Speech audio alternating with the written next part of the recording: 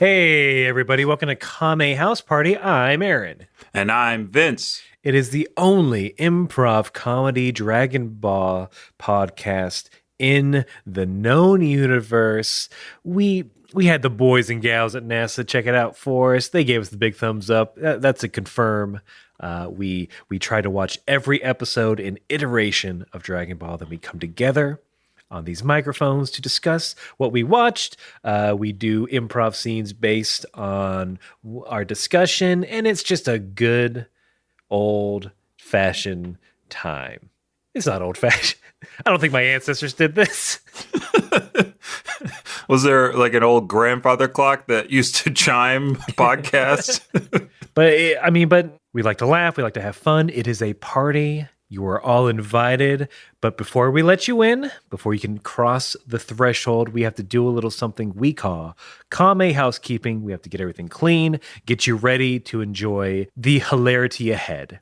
And the first order of Kame housekeeping is the UN-sanctioned 1 minute roundup whip sound.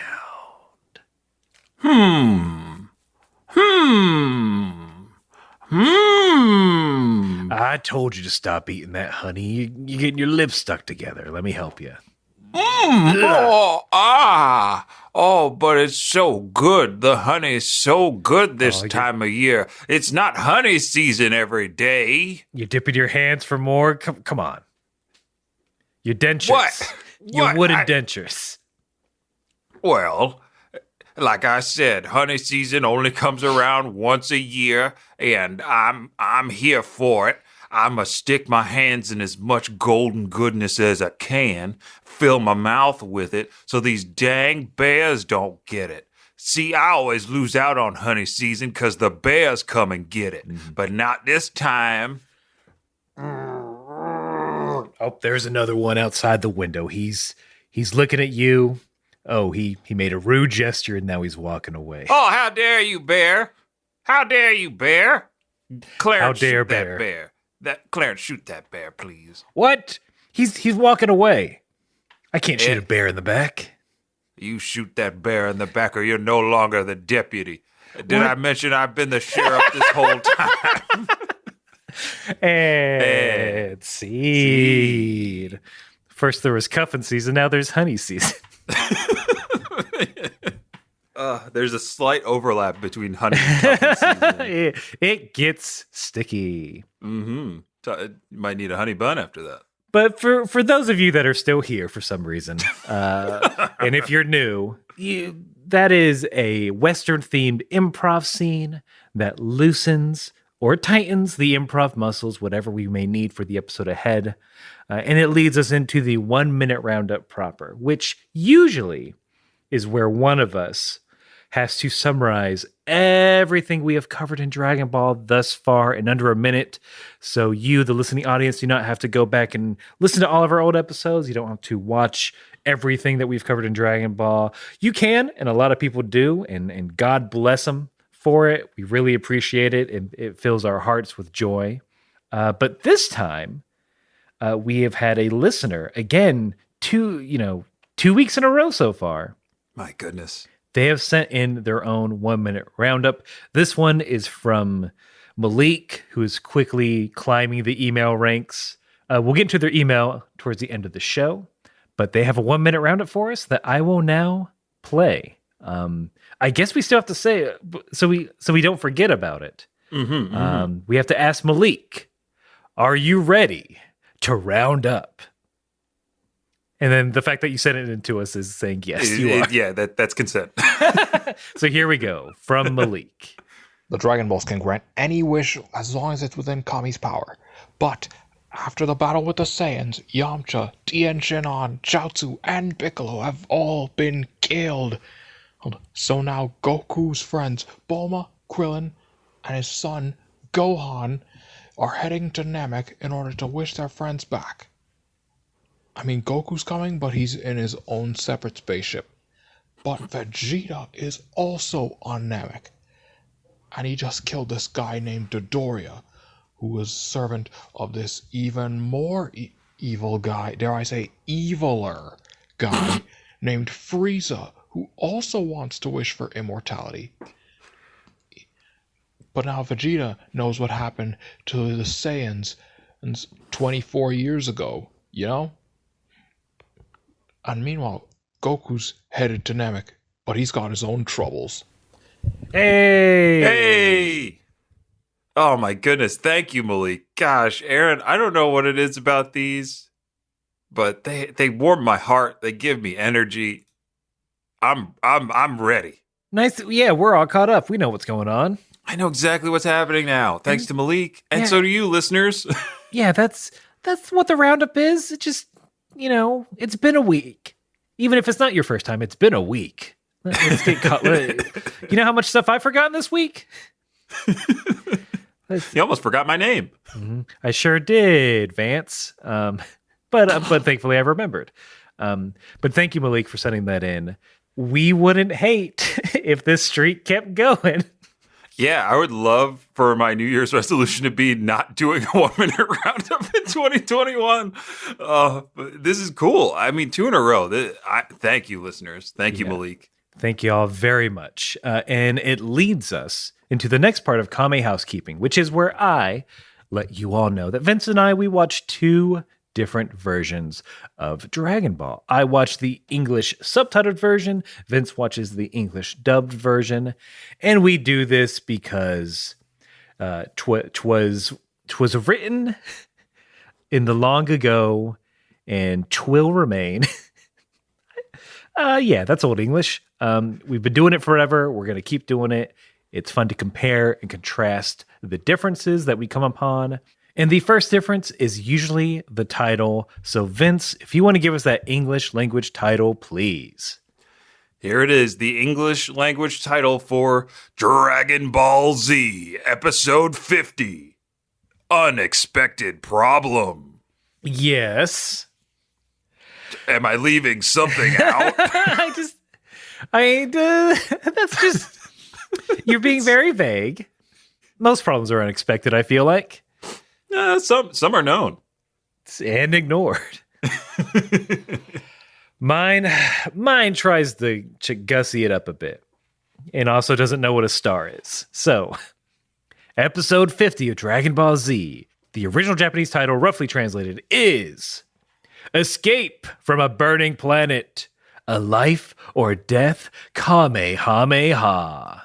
My God, I'm sorry. If you've been listening along with us, especially in the DBZ era of the podcast, the titles are too descriptive on Aaron's side. But we'll definitely get into that more as we dive into this. I want to say simple, but it's not. It's just very few things happen in this episode. My initial note was I get a sneaking suspicion we got some filler on the way. Yeah, they threw it at us when we weren't expecting it. But I think this filler was honestly more interesting than the non-filler, if it was even that. But let's get right into it. We have the makings of a tense confrontation. Vegeta's feeling great. He just killed Dodoria. He's gonna go find some Dragon Balls. He understands that there might be some Earthlings here on Namek. Gohan, Krillin, and Dende are hiding. And that's kind of the crux of everything. Right. Krillin has a weird line where they realize that Vegeta is hunting them. He goes, "Our fate is in heaven's hands now." Also, we determined over stream, the voice of Krillin is now John Mulaney. Yes. Krillin now voiced officially by John Mulaney. Yeah, I mean, this encounter is kind of, it's one of those where most of the first half of the episode is a tense moment of Vegeta looking around, trying to find Gohan, Krillin, and Dende. I did like that they kind of upped the stakes in that moment, since Krillin and Gohan can control their ki energy, but Dende can't. And Gohan's like, I think Gohan or Krillin says something to that effect, like, we can hide our energy levels, but this kid can't. It's very tense. Vegeta almost finds them out. But my favorite, and this is my favorite quote of the entire episode, is just at the moment where I think Krillin and Gohan are going to make a break for it to give Dende some space so Dende can get away. A giant whale, a Namekian whale, jumps out, and Vegeta's like, this is my favorite quote. Vegeta just says, floating in midair, he's like, damn, just a fish. He caught it a fish in mine too. Vegeta. What's a fish to a Vegeta? Well, first, hey, bud. Sorry, didn't mean to splash you there. Blah, blah, blah. Not a fish. Not a fish. Well, then what are you? If you're not a fish, you look like a fish. You live in the water. Did you not get an elementary school education? I'm a mammal. I breathe air. That's why I came up, bud. You won't be breathing air much longer once I have at least one Dragon Ball to keep Frieza at bay. I don't know why I'm telling you. You're just a stupid fish. What's wrong, bud? I'm just trying to help you out. What's your deal? Why are you being offensive? I miss Kakarot. Kakarot? I want to punch my friend Kakarot in the face. I'm gonna say I use context clues to know what you're talking about. Come, look, sit on my back. Look, I'm gonna surface. Sit on my back. All right. It seems like you fought someone and you made friends with them, kind of, and you wanna just beat them up. Is that what I'm getting? Wow, you really get me. Do you want to be the new Nappa? Is that a name of a person or a job title? Yes. You get to hang out with me, Vegeta. Okay. And then you, as my Nappa, get to be bald and done. I order you around. That's less. I tell you all my secrets. You do seem you like get to hold my journal. Wait, I get to read your journal? Or hold it. Hold it. You idiot. You dumb fish. Oh boy. It seems like you already think I got the job. Yes, Nappa fish. Look, I'm not really I sort of like the company I'm with at now, which is the company of me, and I get to live the life of a wild animal. Thank you for the offer, but I'm going to have to decline.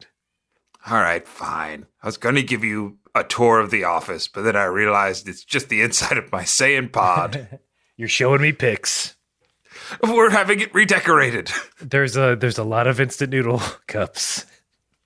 Benefit? I mean, unless you got a million of those that are also krill flavored, then no dice. Sorry, it's just not a good fit. I hope you I hope you fill the position soon. Best of luck. Please keep me in mind for any whale related positions that might be opening. Fine. I'll continue searching for a new Nappa. All right. Peace. Boop, boop, boop, boop, boop. But can we connect on LinkedIn? Boop, boop, boop, boop. Yeah, you can. I mean, I barely use, unless I'm job hunting. I don't use it, but sure. Just add me to your network. You add me. You add me first. Okay. I see what this is. This is some sort of weird power play. All right, bye. Boop, boop, boop, boop, boop. Time to update the job search on LinkedIn. Open new Nappa. All right, Gohan, Dende, let's get the fuck out of here. He's on his phone. We can leave. And scene. That's right. Krillin curses if he's voiced by John Mulaney. A real potty mouth. But I think we touched on something that everyone forgets. Vegeta's so lonely. Yeah, he's got nobody. He won't admit it. Mm-hmm. But you can tell. Yeah, if Vegeta had like an MP3 player, it'd just be that song. Lonely, I'm Mr. Lonely. The Akon version on repeat. On my own. Sorry about that, listeners. I was going to say the classic song that's in like every 90s Adam Sandler movie. Oh my God. All by myself. A saying is all by himself. He's lonely and he doesn't even know it. I think that's really the impetus for him teaming up with those ball boys as we get further along in the Namek saga. I just, what would be really funny is if there was a scene where Vegeta is like bringing them to like a ship and there are like 4 controllers. He's just like, Oh, I don't know. If you want to play Smash, we could play Smash. While we're waiting for Goku to recover. I usually don't have anybody to play with. I get to be Fox. I'm controller 1. Oh boy, this is a real cousin situation. Speaking of being lonely, Krillin is a real downer in this episode. Yes. As they're making their way to the cave, he's essentially saying it was a mistake for them to come. They will just add to the number of the deceased. Ooh, I wasn't sure if Krill was going to go that far in yours, because he definitely kind of alludes to the fact that they can't, like, Vegeta's so powerful right now, they can't even touch him. Like, Krillin's pretty sure that he and Gohan are going to die. I hate this Krillin. Yeah, this isn't our favorite Krillin. We like snarky Krillin. We like excited Krillin. But this, like, accepting death Krillin, not my Krillin. Not the Krillin I want on Namek right now. Krillin has a lot of arrested development. As much as the dum-dum as Goku is, Goku's sort of on, air quotes, on track for adulthood. Like, he sort of hit all the, supposed, again, this is all societal constructs, both in real life and in anime, where it's like Goku, like, he got married, had a kid, has a job. He has income, right? He's doing all the things he's supposed to do. Yeah. Krillin still got his college roommate that he lived with. He's still bumming off his professor's couch. Yeah. He'll do the occasional karate gig here and there, but he's not really advancing anything. It's Krillin's first time having to be the adult, which I think in Dragon Ball just means the strongest puncher. And he's not used to it. He's freaking out. Dare I say, Krillin has imposter syndrome at this moment. Gohan, he's a kid. He can't deal with this. Bulma sucks. She won't deal with it. That's true. But Bulma will not acknowledge her role in any of this. This episode, I didn't realize I was going to just feel bad for all these characters.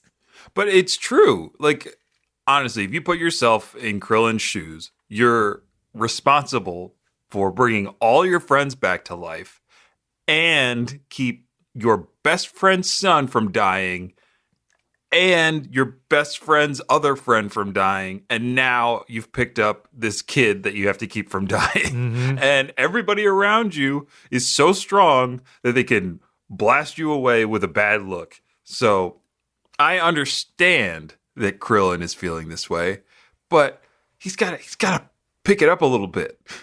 Krillin, you have to step. I never thought I'd say this, but you got to step up. Step up to the Namekian streets. You got to meet the challenge. You got to figure out, how are you, Krillin, gonna solve this you can't solve it like a Goku. I mean, look, we know what's gonna happen. You're gonna wait 6 days. We know how this turns out. Yeah. I think it's perfect timing, because we should say they arrive at the cave. Bulma has popped up a capsule house deep in the cave, so she's living fine, I guess. And then informs them that she's been on the phone and that Goku is 6 days away by spaceship and that everything's gonna be fine.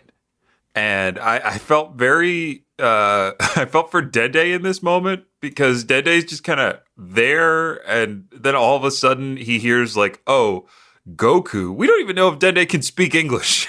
He's spoken before. Oh, he has? He told them he could fly.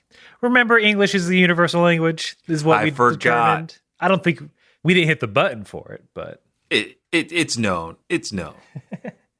Bulma, it felt real bad what Bulma said in referring to Dende. I believe she said, "Who is that Piccolo-looking kid?" And I'm like, he's a Namekian. Bulma, you know this. I agree. She calls him Little Piccolo. She's like, oh, who's this Little Piccolo over here? And I'm like, girl, you know that ain't Piccolo. Also, where's the SoundCloud? Little Piccolo. Look, I'll never. That's not what she was referring to. We knew how she meant it.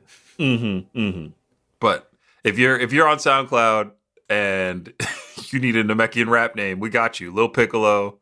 We'll cut this out if it's research, and you'll never know. But I'm on SoundCloud right now. How many Lil Piccolos are there?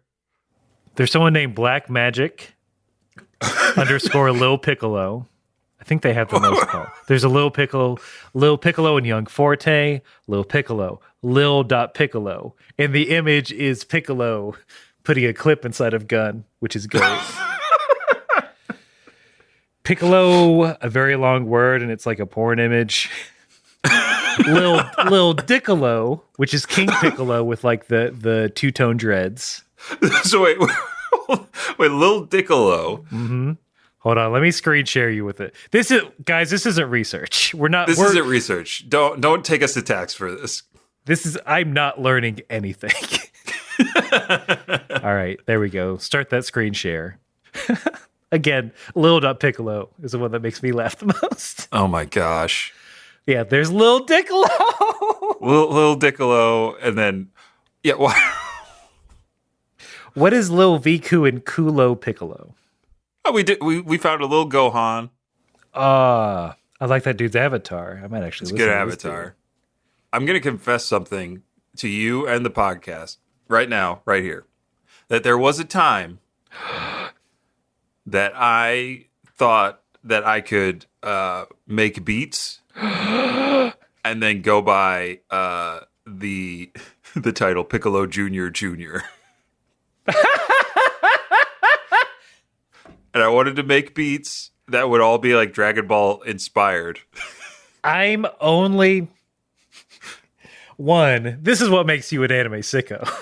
Truly. And I wish you would have said this on that pod, which we'll talk about later. I'm not laughing at you making beats. I'm very interested in that. But Piccolo Junior Junior is. I'll say it's not the best name. Wasn't supposed to be. What we've found through not research is amazing. Oh, I might have to listen to Lil Gohan here in a second. He's from San Antonio, Texas, and the S in San is a $sign. Hell yeah. From Money Antonio, Texas. And his banner says Supreme. This guy rules. Like, I'm not being ironic here. No, it's a good SoundCloud page. I think the album artwork for one of the EPs is just some manga. Yeah. So I guess you can't use Lil Piccolo. It's very taken. It's taken, but Piccolo Junior Junior, that's still open. So get ready for my EP of instrumentals for Piccolo Junior Junior. What's your name drop when people take your beat without paying for it? How's that go? Oh yeah. It's this is the drop. The drop is, damn Gohan, where'd you find this beat?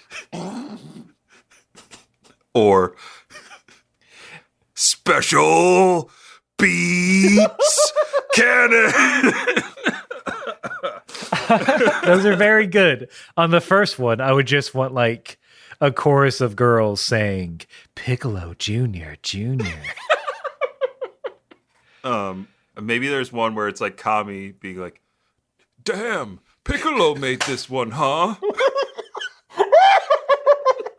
If you need someone to voice, if you need Piccolo's drops, you know who to come to. I got your ad libs all day. I got Piccolo ad libs. I got Kame ad libs. You know, there's some Shu ad libs in there too. Oh, this is the Emperor's favorite beat. Oh, love it.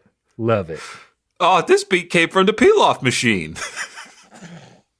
That's also a good like producer name. Pilaf machine. Ooh, yeah. Damn. Dragon Ball Studios. We know some of y'all make music out there. Feel free. Yeah, feel free to clip these. Put them in your tracks. Talking to you, little Gohan from Money Antonio, Texas.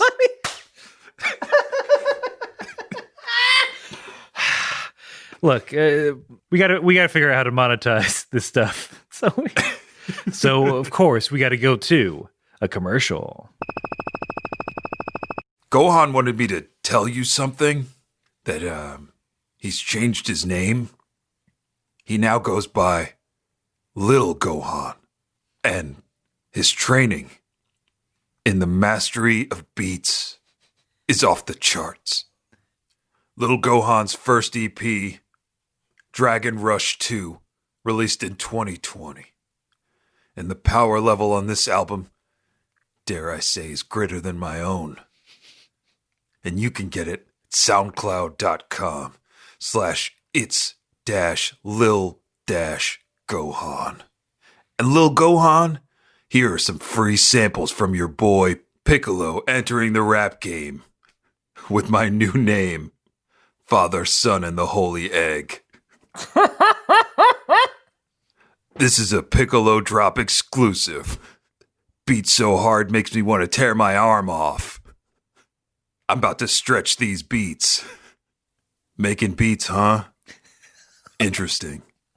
So, I gave you a few drops, and now I got two other people, somebody else from Lookout Productions, to make you some drops. So here they are.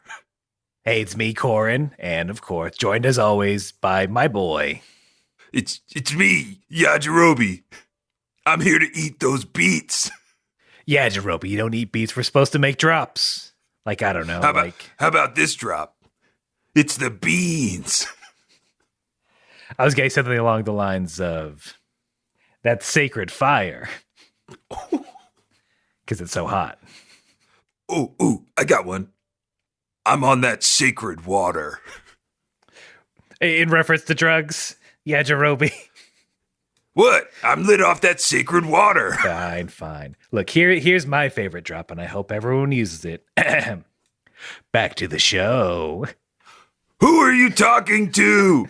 What, you don't remember our Christmas special? Wait, is this a drop? So the rest of the episode is very Goku-centric. I think it's fun, but also raises some questions. So we'll see where we get to. Yeah, let's get into this. Goku is in space. He's training. He's doing some circuit training before I think that was a thing. Yeah, I was saying, like, this is some early Taibo stuff. I know he's got Billy Blanks on the screen. See, Carol here. Carol just had a baby. Oh, I wish I knew about more of Billy Blanks.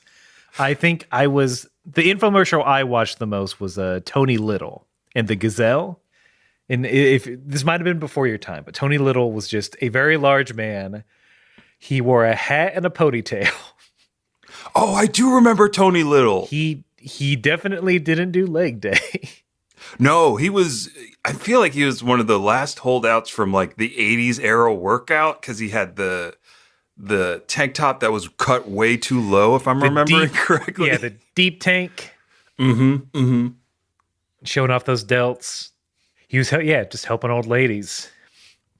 Not really, I guess, do a low impact workout. Kind of like Shaun T. I was more of a Shaun T head. Who is Shaun T? Oh man, Shaun T. Shaun T was like one of the first infomercial things that I remember seeing. It was like right before P90X. Or maybe Shaun T was part of P90X. Which I did for a little bit. For like maybe a few weeks. It sucks. But like, what's weird about P90X, well, one, I didn't pay for it. Wink. But like, hey, this is going to transfer your body. Well, yeah, you have to work out an hour every day. Duh. Yeah, high impact stuff. Like none of it's easy. My roommate did it a lot. Shout out Todd Gary. Hey, Todd Gary. I know Todd. Yeah. Yeah. Hey, Todd. Yeah, so many pull-ups. Oh my God. It was insane. Just like the rest of this episode, right? Oh, we're not going to talk about workout routines anymore. Well, I mean, just like our conversation about workout routines is interrupted by me, Goku's workout routine gets interrupted by Dr. Briefs. He says, hey, the hole's been damaged and you have to repair it. Oolong and Puar in the background. It was weird to see them because they were very happy. They kept waving to Goku. At the same time that there is a major there is a major ship catastrophe that Goku has to solve. Yes. Why are they so happy? It would be like, I imagine it would be like if you were FaceTiming with an astronaut at the International Space Station and like there's just a party happening behind them as they're trying to give you instructions. Like, we're experiencing explosive decompression. Oh, yeah. All you got to do is go to the maintenance section and, hey, guys, can you stop playing beach volleyball behind me? Mike, we're doing flip cup. Come on. Stop. He'll figure it out. Come on. I know. I just got to set him up and then I can leave. Then they'll be fine. Okay. Look, we got beer pong going on over here. So, flip cup. So yeah, instruction manual. I'm emailing you the details, and you got it right. No, I need to be walked through. I need to be walked through this. No, it's simple. It's just like restarting your Wi-Fi router. Just unplug the space station and plug it back in. A conga line. Oh, God, you told me you wouldn't start the conga line without me. Oh no, you've been infected with conga fever. I've got conga fever. You'll be a believer. Right. I'll wait till you do the round and come back to the console. I got conga fever. Conga fever. Oh wait. Okay, I'm back. Those Mai Tais do look good, I have to say. Yeah. So this is ground control to the International Space Station. You guys will be fine. Just follow the instructions, and we have 5 minutes of air left. Somebody is handing me. I got iced. I got Smirnoff iced at my desk. Oh no! Just a Tuesday here at NASA. I guess NASA stands for no one always. Nope. Much like this mission, I'm aborting that gag I tried to do. And see. Oolong pour, please. This is serious. The situation is dire. Don't you know how space works? I mean, we think we do until we see how the rest of the scene plays out. I have to say, this is some of the most interesting filler that we've had in a while. There are actual stakes. Mm-hmm. There's not a wasted moment. There are a lot of ups and downs. Like, it's honestly some good space drama.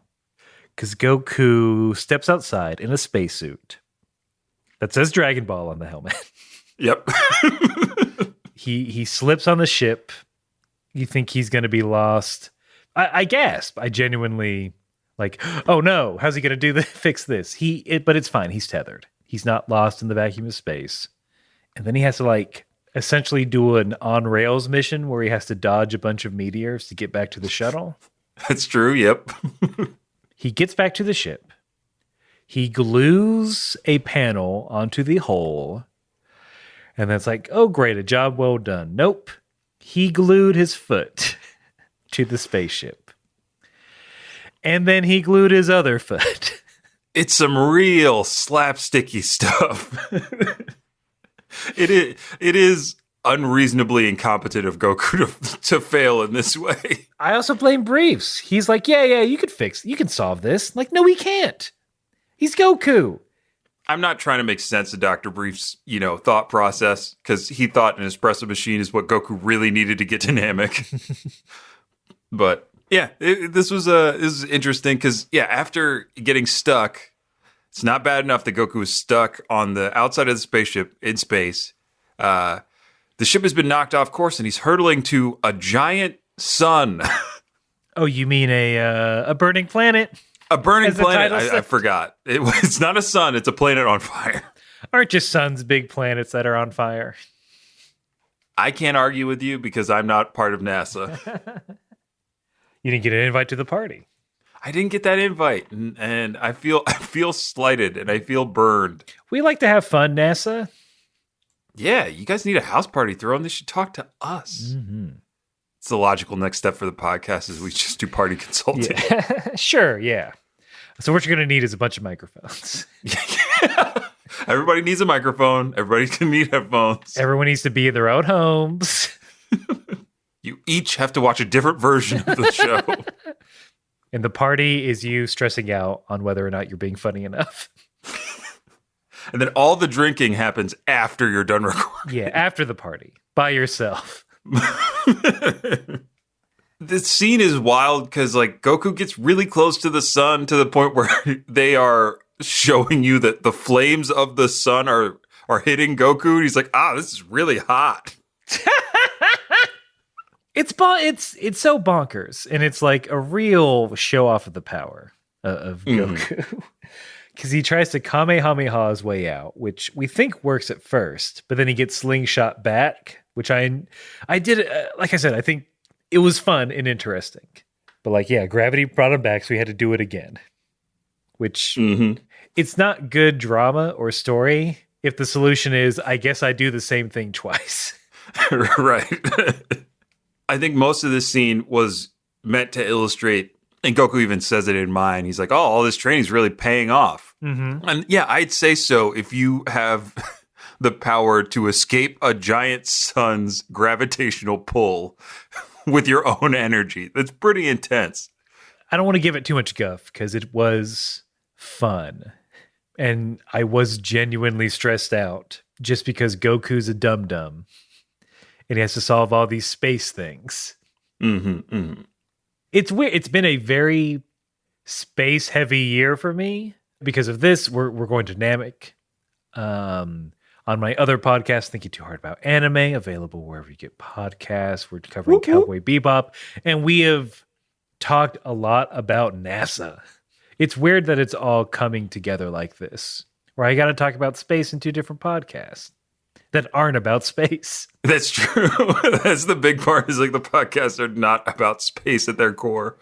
But that's why I am voting to change NASA's acronym to the No Aaron Space Association.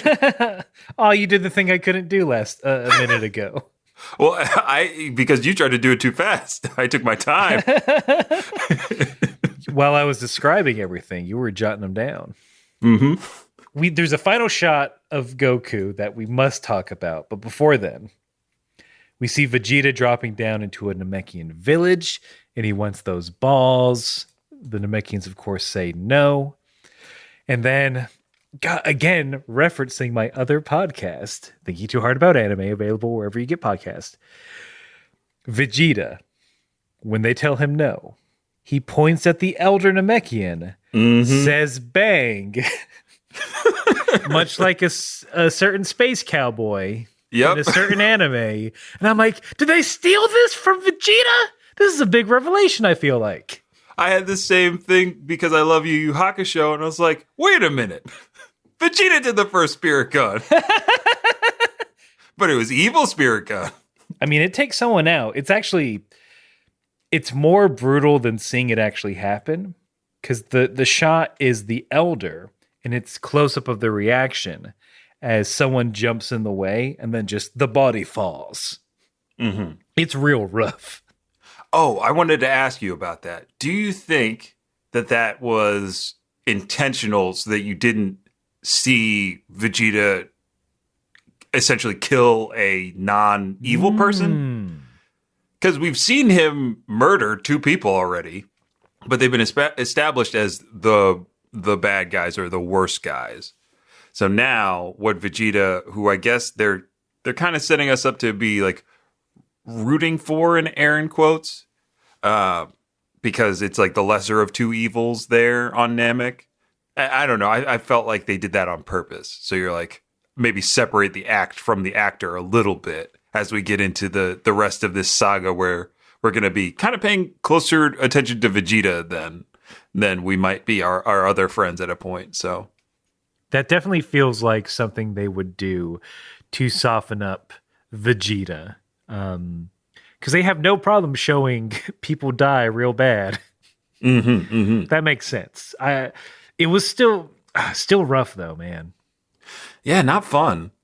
Like, I wish Vegeta hadn't done that. And again, it might also be a question of whether or not this episode is filler or not. And maybe the production team taking some liberties with Vegeta's character.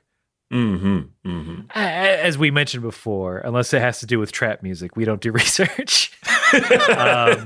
So if you know sort of the ins and outs of that, you can tell us by writing to kamehousepartypod@gmail.com.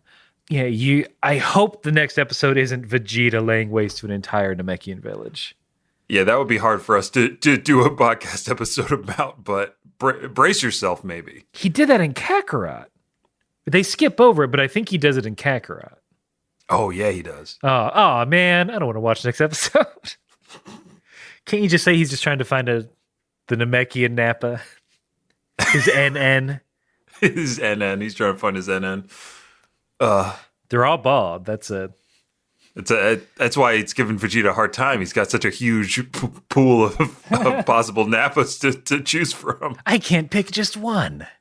Dare I go for the Nappa harem? You're all my Nappas. I got Nappas in different planet codes. Hold on, take two. I've got Nappa bros in different Damn it, hold on. Take three. It's right there. Take three, baby. Lil Gohan, clip this. I've got Nappa bros in different planet codes. There we go, baby. Got it in one. Bros. Nappa bros. Yeah, that's much more interesting storyline to follow via the podcast. Vegeta just looking for homies. We got to find Vegeta some homies. We really do. It's a legitimate concern amongst adult males, not being enough close friendships. That's a real thing, right? I've read it. I mean, they made articles about it, so. But I don't want to make a light of it because it is an issue. Typically, males have less close male relationships, where it's not just let's talk about the stuff we like. I mean, that's a Kame House Party PSA. Make friends. And the friends you got, talk about personal stuff. Yeah, you're allowed to. That's what they're there for, to share. We're all going through different things, but we can share our experiences. I couldn't have said that better myself. Then we'll move on to a dumb thing then, because the last thing is Goku is back in the ship, but how did he do it? We cut to the outside of the spaceship, and his two space booties Thank you. are just glued there. No, Absolutely not. thank you. I flipped out when I saw this. You can't tell me he needs a spacesuit, And then he don't. any self-respecting astronaut wouldn't be caught dead outside their spaceship without shoes on. How odd. No shoes, no space, no service. I'm curious because there's the cold. There's the vacuum. Maybe, I don't know. He's fast. Maybe. Goku ain't that fast. He is on a tether. He can't fly. This is for smarter people to figure out. I'm just mad about it. I mean, do we definitely need a NASA air and space person to do all these calculations to tell us if it would be even possible for Goku to stand on a spaceship going that fast? I mean, as long as you're connected. We're dumb. I can't. We're talking about relative motion and objects in motion stay in motion. Doppler effect. Schrodinger's cat. Cosine. If any of y'all work for NASA, one, thank you and kudos. I hope you're having fun at those parties. But let us know how this would actually work.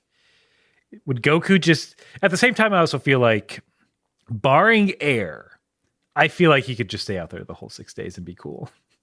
If I had to pick somebody to do it, it'd be Goku over anybody else. It would be Goku. But that's it for this very short, like we said, episode. You said at the beginning, right? This 2-scene episode. It is. It's two really long scenes. We milked the stone dry. I mean, but this might be perfect because we got a lot of mail we got to get through. I don't know why I said it like that. We got a lot of mail that we have the pleasure of reading on air. So we mentioned Malik at the top of the show. They wrote us a bunch. Malik, I don't know if we're going to get to everything you wrote to us, but we did get it. I'll start with the big thing. They wrote, "Hi guys, still listening to the podcast and overheard you reading my letter I sent. I reckon I'm going to start liking this podcast aplenty. What confuses me, though, is that you guys only mention the Japanese version and the Funimation versions. How come you never bring up the Ocean dub, produced in cooperation with Vancouver's voice cast? While I admit Tiffany Vollmer is the definitive Bulma and Mike McFarlane is the definitive Master Roshi and Yajirobe, I feel like Scott McNeil and Piccolo, along with Peter Kalamis, Rolf from Ed, Ed and Eddie, and Goku, as well as Brian Drummond and Vegeta, went together like peanut butter and jelly, and I don't even like jelly on my peanut butter sandwiches." First of all, thank you for doing all that research. Yes, thank you. And maybe you need to listen to a few more episodes because we don't do research, and that sounds like research stuff. It's what is available on Funimation. That's the short answer, but I guess the long answer could be, I don't know if we have time to watch 3 versions of the same show, and that might drive us insane. That's adding a third member to the party, and that scares me. Yeah, this party, I don't know if you've noticed, only 2 people are part. I'm kidding. I will mention, I had to look this up, which is fine. It involves our show. If you go to episode 168 of our show, entitled A New Friend, co-host of Thinking Too Hard About Anime, Noah Cardin, comes on, and he watched the Ocean dub for the podcast. Oh, what an episode that was. So if you want some of that, might I send you over there? Malik would also like to mention that I'm doing a fan fiction where Raditz actually gets to stay alive. By the time you get this, it should be updated. I'm making some great progress with my new writing partner. I don't want to spoil anything for you, but this time, Launch gets to stick around and grow more as a member of the crew. What? Okay. You had me at Raditz, but now I'm staying for the launch. Look, if we can build up little Gohan, we can build up Big Malik. I don't know. Appropriately sized Malik. Definitely takes up 3D space Malik. But yeah, we'll include that link. Till we meet again, guys, keep fighting and may all your adventures be mystical. Thank you, Malik. That's so nice. Malik also sent us a version of Head Chala that we will that might be the thing that closes out this episode during the credits. So we will play that. And then Malik just hit us with a little bit of KHP research. According to Toriyama, Boss Rabbit and his goons are still alive even after the moon got blown up by Roshi. Apparently, they're, quote, floating through space somewhere. That's Toriyama. I know you don't care, and it doesn't matter to you. But you can killing them is kinder, is what I'll say. I truly like. What is it? What's that? That old French animated thing, like the Little Prince, where it's just like a prince on an asteroid. He's on a baby planet. Yeah, that's what I'm imagining. Boss Rabbit and his 2 goons are like kind of hopping from little planetoid to planetoid. Or prequel to Bucky O'Hare. Ooh. Captain Bucky O'Hare. Mm-hmm. He goes where no ordinary rabbit would dare. Review cultists will probably get a kick out of that, is what I say. Also, Mercenary Tao and the Crane Hermit are apparently dead for good. They, quote, got into some bad stuff a while back and didn't get wished back. Womp womp. They craned themselves. That's what I'm going to say. Martial artist, crane thyself. That one's for Doug. We're dropping it. Everybody gets a little bit today. Everybody gets a little piece. Everybody gets just a little something just for them. And then final fact from Malik. According to Dragon Ball Adventure Special, Mercenary Tao is 323 years old. Guy must be taking crazy good care of himself. I agree. Yeah, he probably takes fish oil every day. Mm-hmm. Some beta carotene. Maybe he's got a gazelle. He's doing those low impact workouts. Yeah, he's hanging out with Shanti. Thank you so much, Malik, for everything you sent in. And because it wouldn't be an episode of Kame House Party in the year of 2021 without talking about horny Goku. Again, Here we go. coming from Master Researcher Nick, the subject line is Peak Horny Goku. And they write, no courtroom scene this week. With all the horny Goku talk over the past month, something clicked in my brain. Something I've tried to forget. Heads up. This might be the last I talk about horny Goku. There is a manga from the 1980s called Outlanders about an alien princess, Kame. Their name is Kame, Kham, falling in love with a nerdy year-old otaku from Earth. Nerdy years old. That's how old I am. I was going to say, how do they know how old we are? And their name is Tetsuya. Not Tetsuo, Tetsuya. It got an OVA released in 1986 and was then dubbed in 2005, with Tetsuya being voiced by Sean Schemmel, Goku himself. Okay. Anyway, a supercut of it popped into my feed a few years ago, and it's something. Also, good old Sean voices more than one character. And Nick has taken the opportunity to give us some nice safe for work clips that we can play in the pod. So let's go ahead and listen to those clips. I'm assuming the crux is that we're going to, if a horny Goku existed, this is what it would sound like. This is what it would sound like? All right, here we go. Part 1. Tom, maybe you haven't thought this thing out. I mean, do you really think an Earthling in a Evasgasho can, like, do it? Like, my junk and your... Oh, I hated that. I don't. I'm laughing uncontrollably, uncomfortably. This is like middle school laughing when it's sex ed. Oh, this feels weird. Damn, Sean, that's some good delivery, I'll say. Is this a talk he and Chi-Chi had? I mean, it would probably come from Chi-Chi. Oh, yeah. All right, there's two more clips that were submitted to. Clip 2. Look around you. All of the beautiful women, the lovely Princess Kame included, are all Geobaldi's allies. I order you to get off from on top of us. With pleasure, Batia. But only when you get on top of me, sweet cheeks. Maybe later. What? Whoa! Also, that was a tiger person who was saying all that, by the way. That was King from Tekken. After a lariat, that's what he wants to do. I'll play the last one, and then I'm going to reveal what I think Nick's intention was with this. Okay. Okay, third one. I've never done this before. Me neither. Oh, the warp's over! Normal?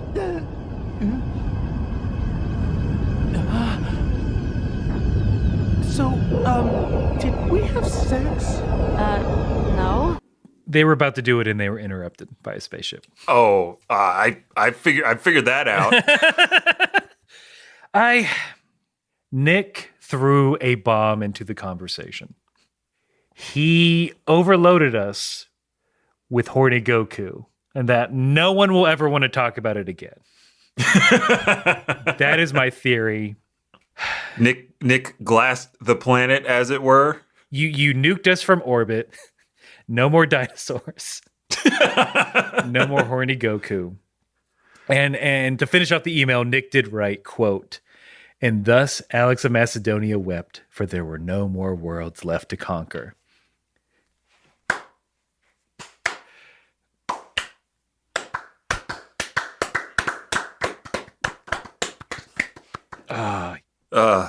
Man, oh man, do we have some of the greatest emailers in podcast history? Yes, we do. Look, Nick did what we couldn't do. We couldn't stop this. We love it. We love that attention. As comedians, we're sick.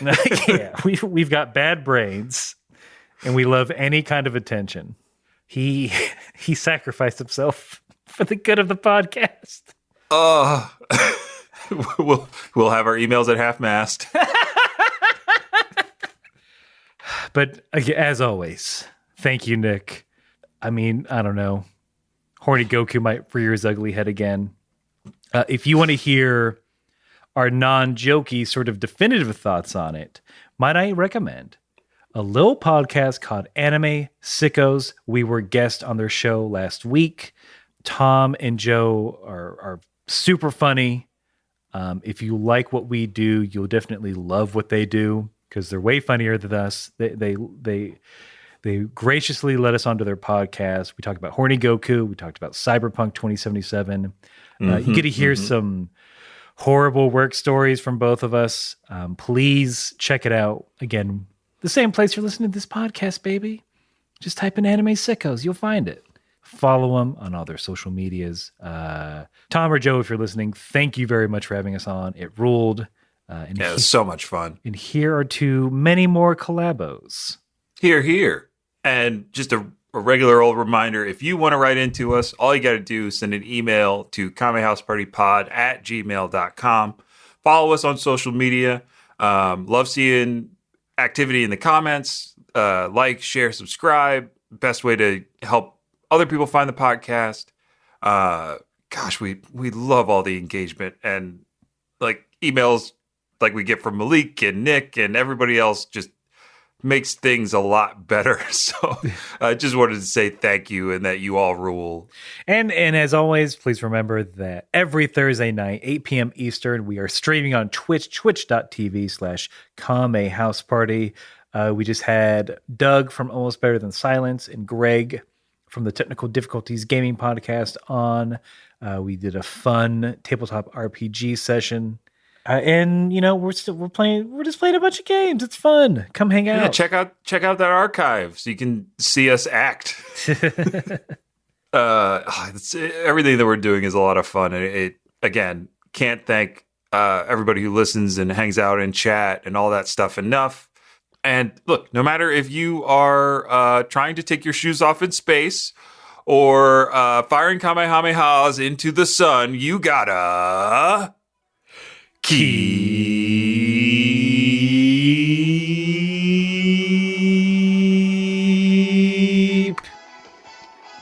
fighting.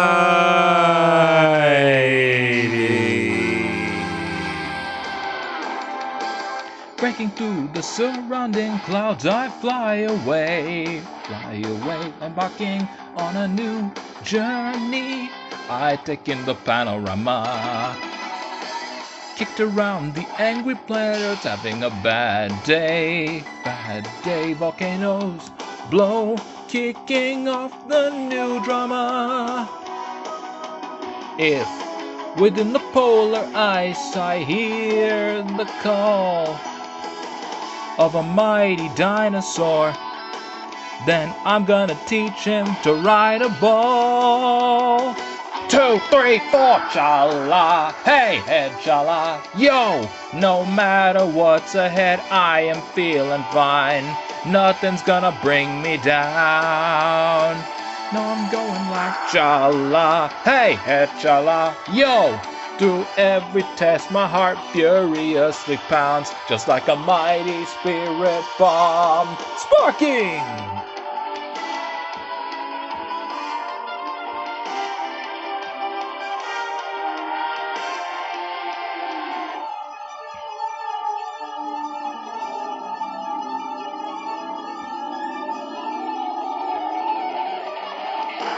Diving through the sky, a flying roller coaster. A panic fills me up and makes me laugh as I fall for miles. The world turns upside down like a poster above my head, but like mountains make me smile. Now, there's no time to sit still and hesitate.